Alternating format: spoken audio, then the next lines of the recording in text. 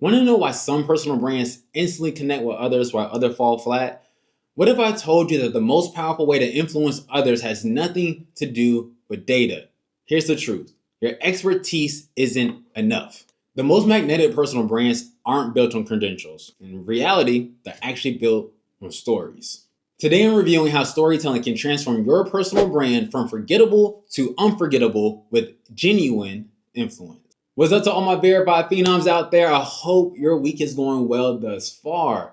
This week I'm diving into The Story Factor by Annette Simmons, and I love how much this book truly connects with personal branding. And honestly, it seems like we've been doing it backwards this entire time. Instead of leading with achievements and statistics, the most influential personal brands lead with stories. So with any connection, you have to start with trust. So let's start there. So when I first started building my personal brand, I thought showcasing my expertise was enough, and I was deeply wrong, y'all. And momentum started shifting for me when I became more vulnerable in my stories and also the drive behind my actions.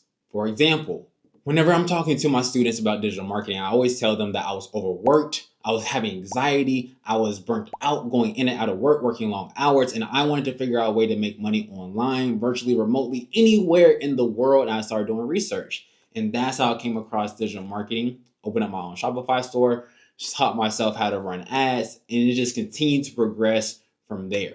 Whenever I tell the elongated version of that story, they're able to relate because either they felt burnt out, maybe they want to make remote income, or maybe they just want a second source of income as well. So I've been able to build that trust because we already have a similar history, or I was where they're at now. So that allows them to build the trust in order for them to learn from me. So the question always is, how do you connect? So in the book, Annette writes, telling a story that relates with common understandings allow you to connect with any human being. And these common understandings are money, race, gender, experience, and culture.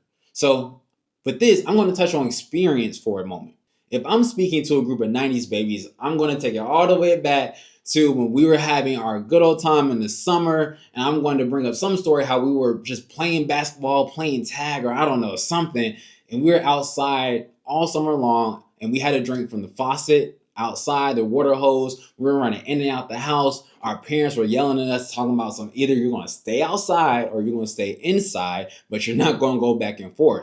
And whenever I tell this story, if I tell this to any 90s baby, then more than likely they are going to be able to relate to me. And just because they're able to relate that we had the same experiences growing up in our childhood, that automatically builds a small fraction of the trust factor that you need to hold their attention, but also start to influence them as you continue to tell your story and just tell them about what you have to offer or what you're looking to do to help them. And then the last part of everything I learned today are the 3 pillars of influential storytelling. But we're going to look at this as the 3 pillars as brand storytelling. First, it's going to be your origin story.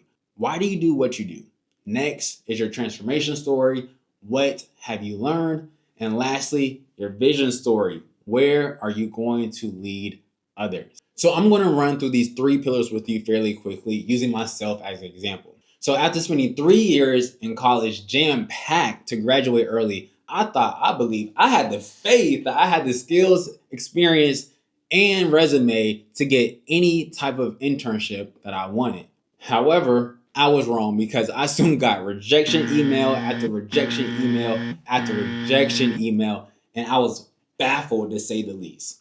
Soon, I learned that sometimes your resume and your experience just simply isn't enough, and you truly do need human connection to land the opportunity that you want. And that's when I started leveraging my network and also my brand to get the opportunities that I desired.